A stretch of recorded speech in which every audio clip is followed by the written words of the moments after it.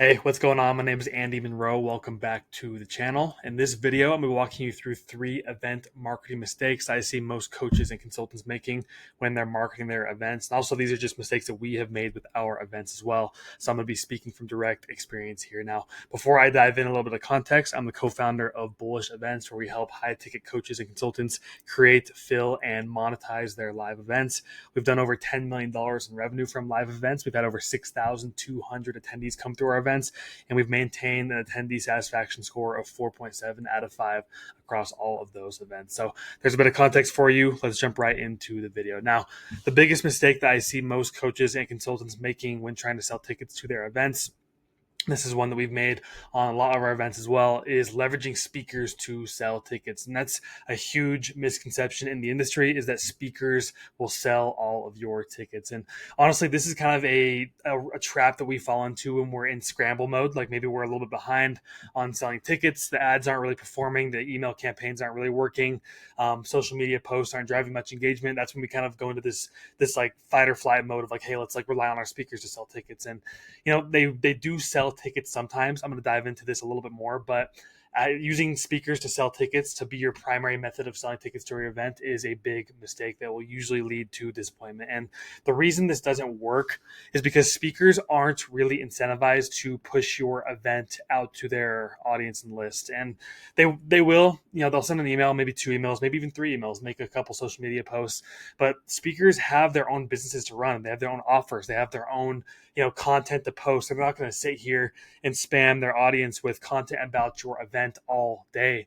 They might be down to send out a few emails, make a few social media posts, but in terms of heavily promoting your event to their list, it's probably not going to happen because they don't really have an incentive to do so.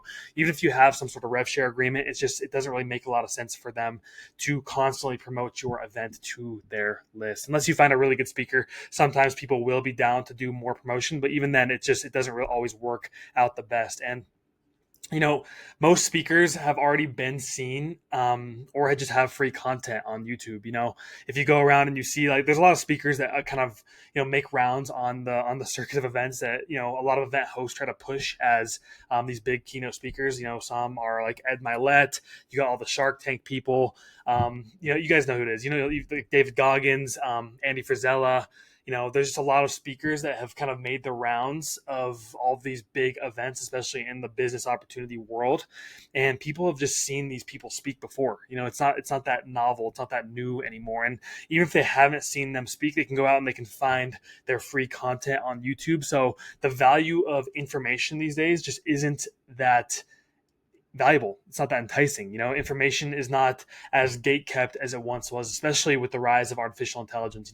People can kind of have a conversation with ChatGPT and find out a lot of information more so than they could have, 5 or 10 years ago, when information was very gate kept. So, speakers just aren't that, novel anymore. And there's a huge caveat to this, a very big asterisk. If you get like a really, really sought after speaker to speak at your event, that will boost ticket sales. One example I can think of is for us, one of our clients, they do an event about investment funds. And one of the speakers that we always wanted to get was Ray Dalio, who's like the GOAT of investment funds. And if we would have gotten him to speak at our event, we definitely would have sold tickets to that event, sold way more than we did. That's because Ray Dalio is, he doesn't really speak very often. He speaks at a few events a year, and people are kind of dying to meet him in person and see him in person. So if we would have gotten like a speaker like Ray Dalio to speak at an event, that would have been, a home run for us. But, the other speakers that we got, maybe they sold a few tickets, but they weren't our main driver of selling tickets. So that's just one important thing to remember. And something else is, I kind of hinted at this, but the industry is shifting from information to implementation and transformation. So no longer are the events that have like 15 to 20 speakers like displayed across 3 days. Like those aren't really what people are looking for anymore. People are looking for genuine transformation. Like, can I go and attend this event and get my problem solved and actually experience a transformation and walk away better than I was when I entered into that event. People are looking for that implementation and that transformation instead of information. And that kind of, there's a whole lot of reasons why. That is a big one is AI. Like information is being, you could say democratized right now. Just the info business has been around for a while, and there's also just a lot of free content on YouTube. People can just learn a lot for free in this day and age. So, shifting the focus of your event from implementation to transformation, from information to implementation and transformation, is going to be it's going to position your event as much more high leverage. And speakers rely heavily on information. It's not likely that you're going to get a speaker to come in and speak at your event and they're going to be, very focused on implementation and transformation. They're most likely going to be focused on information. They probably have their keynote presentation they've done 100 times that they have pre-rehearsed, and it's easy for them just to jump on stage for an hour and deliver that keynote and leave. And it's just not that valuable anymore. I hate to break it to you, but it's really not. And something else I want to mention, the last thing right here for reasons why leveraging speakers to sell tickets doesn't really work, is the list and audience of a speaker is most likely cold to you, like whoever you are. Like they might have their warm audience, even if it's like a huge audience that's super warm to them. You as an individual, as the event host, is cold to their list and their audience.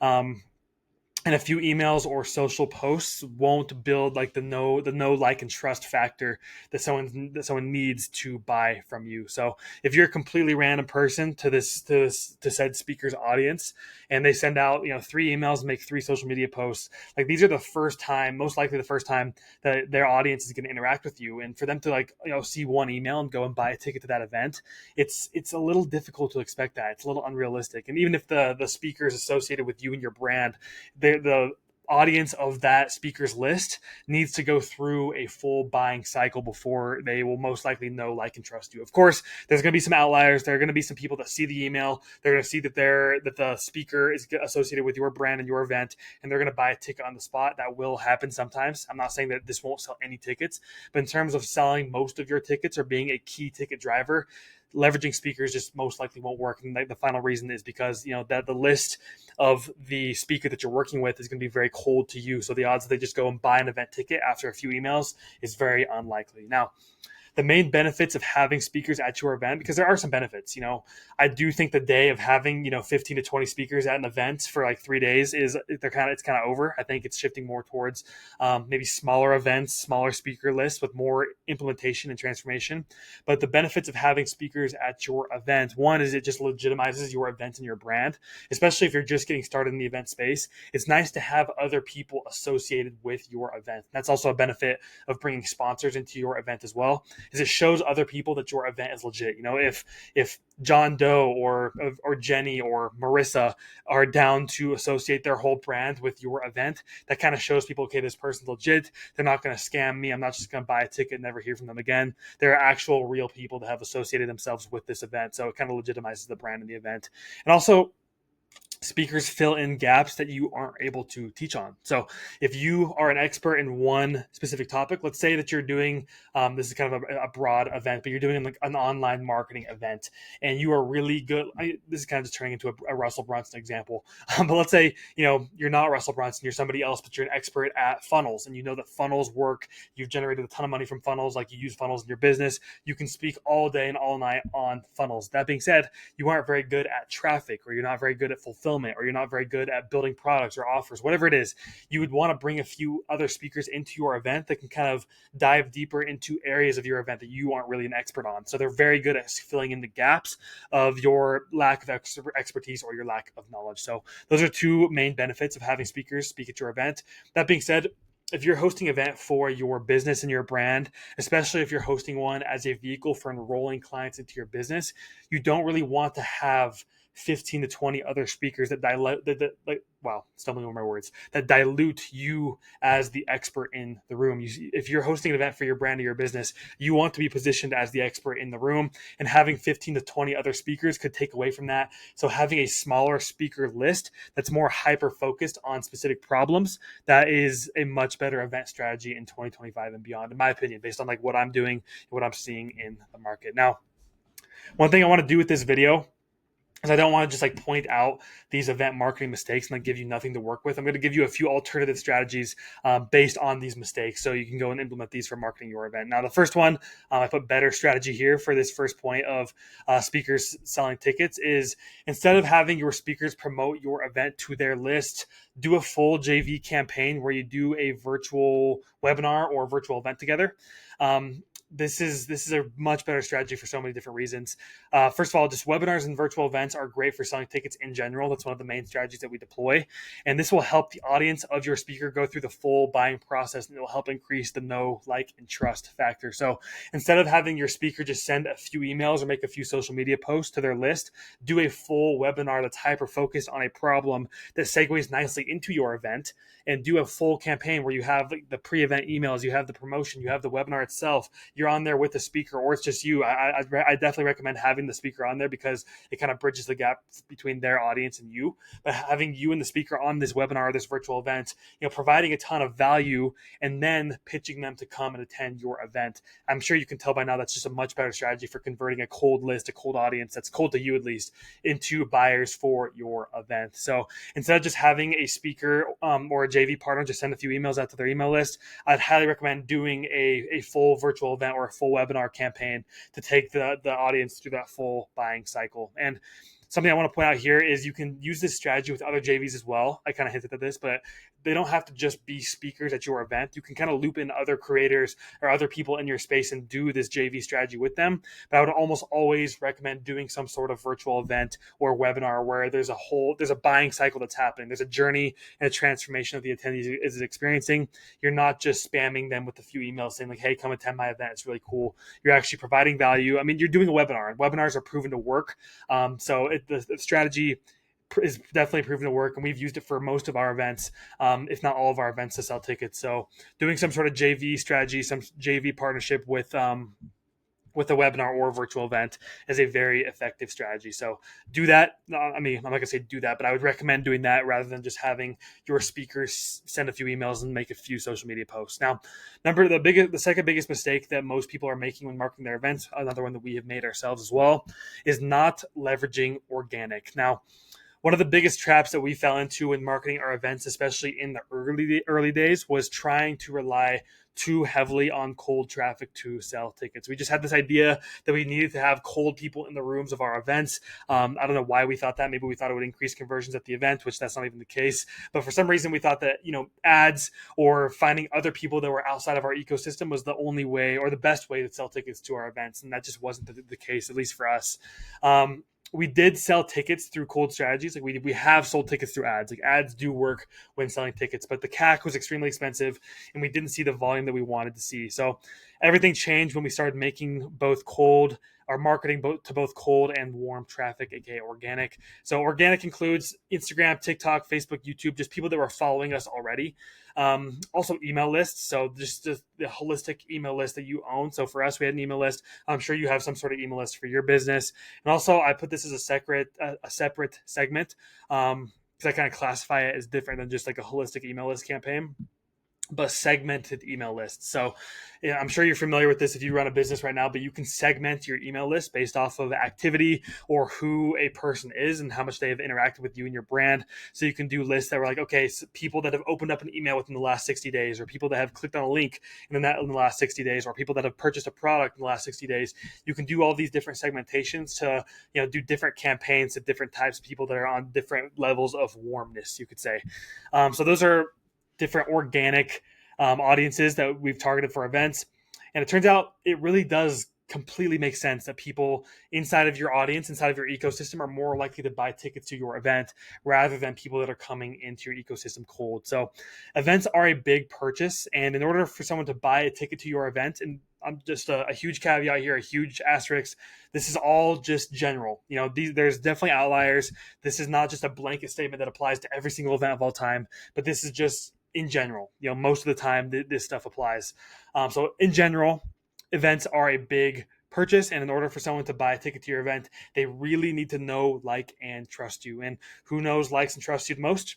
Your audience, the people that have already bought from you in the past, people that have already received value from you, people that follow you on social media, people that are a part of your email list and receive your newsletter. These people have already gone through the know, like, and trust process, at least more so than somebody that's coming into your ecosystem cold. So if someone gets hit from an ad from you and it's the first time they've ever seen you and your ad is like, hey, come attend my event, it's 3 days, you're gonna have to buy a hotel and a plane ticket, like obviously you're gonna be, selling the event much better than that. But that's kind of what people start to think. They see this ad and they're like, you know what, this event's in a couple months, I have to take some time off work, I have to take time away from our family, I have to go and attend this random person's event. Like, do I really want to do that? There's a lot more of these open loops and these questions going on in the prospect's mind.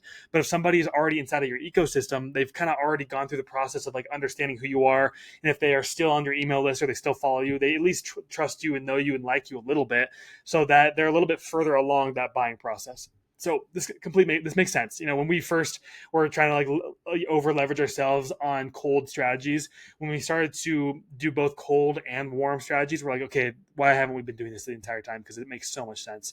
Like I said, don't get me wrong, you can sell tickets via cold traffic, but you don't want to over leverage yourself there. And this is, I'm gonna dive deeper into over leveraging yourself on mistake number 3. So just hold on there, little open loop. But a few organic strategies you can deploy.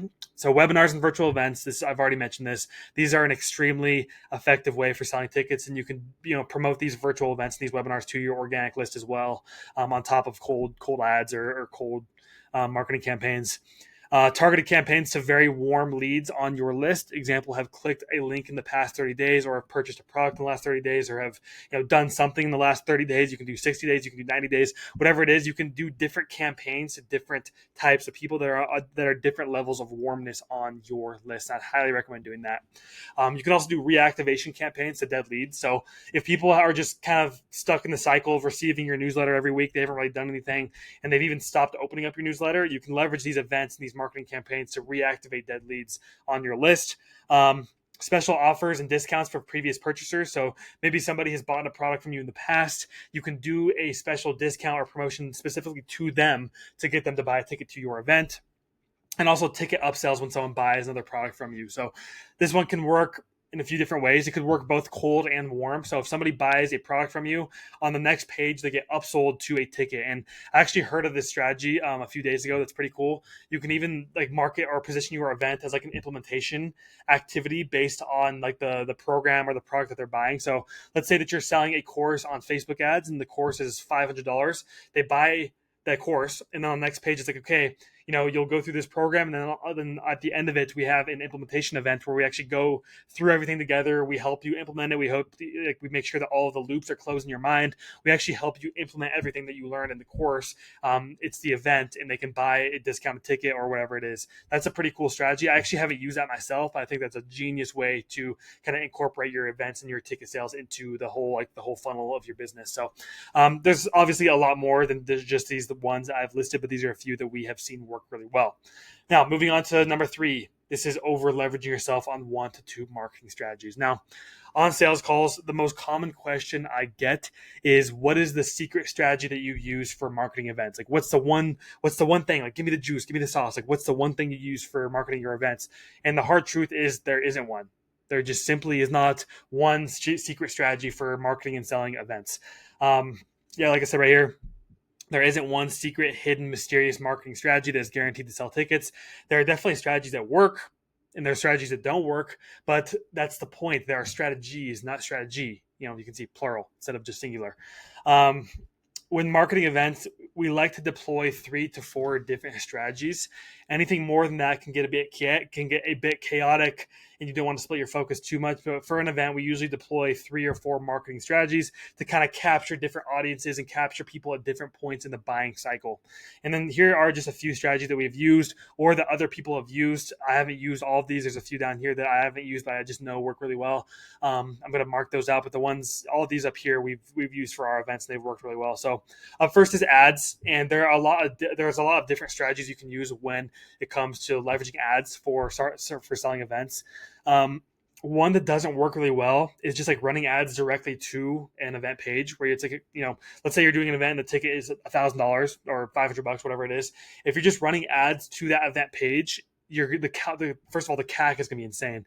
And it just doesn't work really well. Like I said, events are a huge purchase. And if somebody is just getting directed directly to your event page, it's very unlikely they're just going to go and buy a ticket on the spot. Like most people are going to like put it off, or they're going to come back to it, or they're just going to be disinterested, or it's going to be a little bit too much of an intimidating purchase. Whatever it is, just running ads to an event page itself is not always the best strategy.